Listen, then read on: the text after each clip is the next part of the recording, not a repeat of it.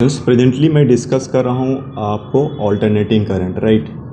तो इसमें मैं अभी जो फ़िलहाल जो डिस्कस करूँगा वो फेज डिफरेंस पर सॉल्विंग डिस्कस करेंगे। जैसे कि एक मान लो क्वेश्चन दिया है, ये तुम्हारा करंट है और इसका करंट का जो वैल्यू दिया है ना, I is equal to -2 sine omega t minus pi by 3, और ये यहाँ का जो वोल्टेज दिया हुआ है 4 cos pi by 6 minus omega T.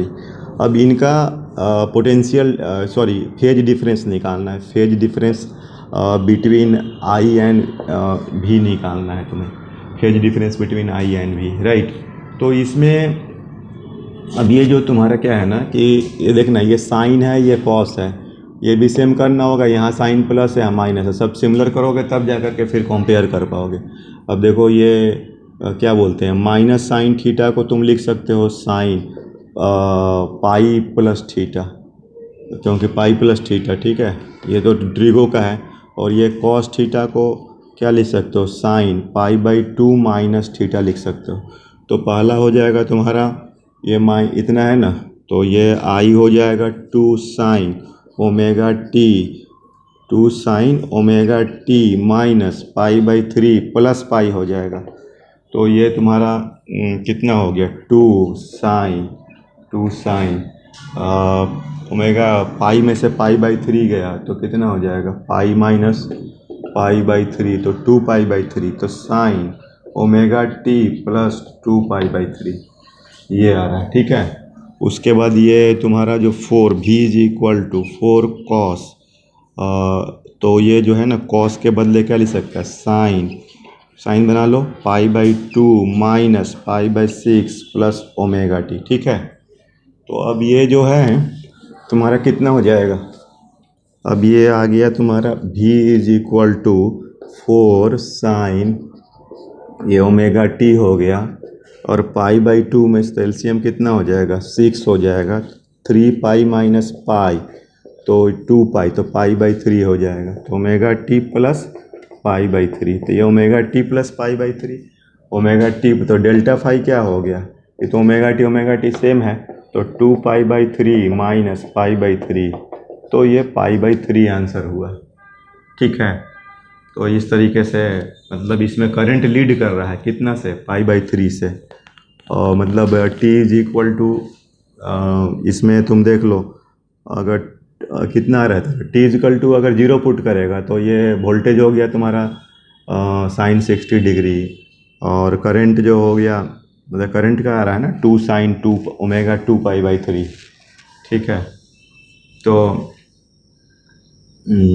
इसमें करंट लीड कर रहा है, ठीक है ना, I leads by pi by 3, I leads by pi by 3, I leads है ना बाई पाई बाई 3, ठीक है।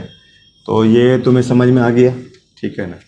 और एक दो बात ध्यान देना है कि जैसे कि अब ये पावर का होता है, पावर इन एसी, तो ये अब मान लो करंट है I is equal to I not sine omega T. अब ये तुम्हारा यहाँ V है, तो V is equal to V nought sine omega T plus delta, क्योंकि ये तो यही इसका कैरेक्टरिस्टिक्स है कि करंट और वोल्टेज सेम फेज में भी हो सकते हैं, वोल्टेज डिफर भी कर सकता है, लीड कर सकता है, लैग कर सकता है। तो पावर इंस्टेंटेनियस भी आई हो गया, तो I not sine omega T, V nought sine omega T plus delta, delta phase difference है। तो ये तो इंस्टेंटेनियस वैल्यू हो गया, as a function of time हो गया। पावर एवरेज ऐसे तो देखा जाए तो P D T by D T, ठीक है ना। तो इसको मैं भी डिराइव नहीं करता हूँ, बस मैं लिखता हूँ इसका वी आर एम एस और आई आर एम एस, ठीक है, and cos phi cos delta. तो ये डेल्टा जो है ये क्या है, ये क्या बोलते हैं इसको, फेज डिफरेंस है, इसको पावर फैक्टर भी बोलते हैं। कॉस डेल्टा को क्या बोलेंगे, पावर फैक्टर, पीएफ, है ना। तो ये आ गया V R M S I R M S, ये एवरेज पावर का, ठीक है ना। तो average power average is equal to V naught by √2 I naught by √2 cos delta क्या हुआ, पावर फैक्टर हो गया। तो कोई भी इलेक्ट्रिक सर्किट में पावर फैक्टर जानना होगा, ठीक है। जैसे प्रीवियस वाला में आपका डेल्टा कितना आ गया था, π/3, ठीक है। तो वो cos π/3 जो होगा ना, cos π/3 माने 60 डिग्री, तो हाफ, तो ये हो गया तुम्हारा पावर फैक्टर, ठीक है। तो इस तरह से ये जो है आप ये पावर फैक्टर्स, ठीक है। इसके बाद हम लोग डिफरेंट एसी सर्किट डिस्कस करने वाले हैं। तो उसमें देखो आपका सोर्स जो होगा अल्टरनेटिंग करंट होगा। तो जैसे आर सर्किट हो गया, आर सर्किट एसी है ना, तो इसमें ये रेजिस्टेंस ले लोगे और ये तुम्हारा एसी सोर्स है, इसका भी और एफ, ठीक है। तो फ्रीक्वेंसी आरएमएस ये हुआ, और अगर मैं इसका इंस्टेंटेनियस भी नॉट साइन ओमेगा टी, अब ये करंट आई है तो आई इज इक्वल टू V/R, तो V naught sine omega t by R, तो ये हो गया I not sine omega T, ठीक है। तो देख लो ये डेल्टा मतलब ये फेज डिफरेंस कितना हो गया, 0 हो गया, मतलब डेल्टा क्या हो गया, 0 हो गया। अब इसमें तुम्हारा पावर फैक्टर क्या होगा, cos 0 होगा, तो cos 0 अब कितना होता है, 1 होता है, ठीक है।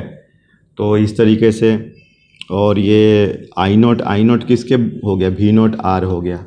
अब इसका फेजर से दिखाओगे तो ये तुम्हारा आई नॉट हो गया, ओमेगा से घूम रहा है, ठीक है। ये V नॉट हो गया, ये भी ओमेगा से घूम रहा है, और दोनों का फेज डिफरेंस है, मतलब कोई टाइम t पर आपका दोनों क्योंकि ये भी ओमेगा से ओमेगा टी है, ये भी ओमेगा टी है, तो दोनों सेम एंगल बनाएंगे, ठीक है। तो ये फेजर डायग्राम बोलते हैं। तो इस तरीके से ये आरसी सर्किट है, ठीक है। तो ये इसमें सब एंगल देखना होता है, डेल्टा कितना आ रहा है, 0 आ रहा है, पावर फैक्टर देखना होता है, ठीक है। पीक करंट कितना हो गया, V नॉट बाई R हो गया, ठीक है। तो ऐसे हम लोग और भी डिफरेंट सर्किट्स एनालाइज करेंगे, ठीक है ना। इसका जो ग्राफ होगा ना, मतलब वेरिएशन होगा ये I का, और ये V जो होगा R के वैल्यू पर डिपेंड करेगा। अगर R का मैग्नीट्यूड लेस देन 1 है, मतलब तो ये नीचे जाएगा, तो ऊपर भी जा सकता है। तो ये V हो गया, I हो गया, दोनों सेम फेज में ये I, मतलब ये I और V और T के टर्म में, ठीक है। Okay, thank you.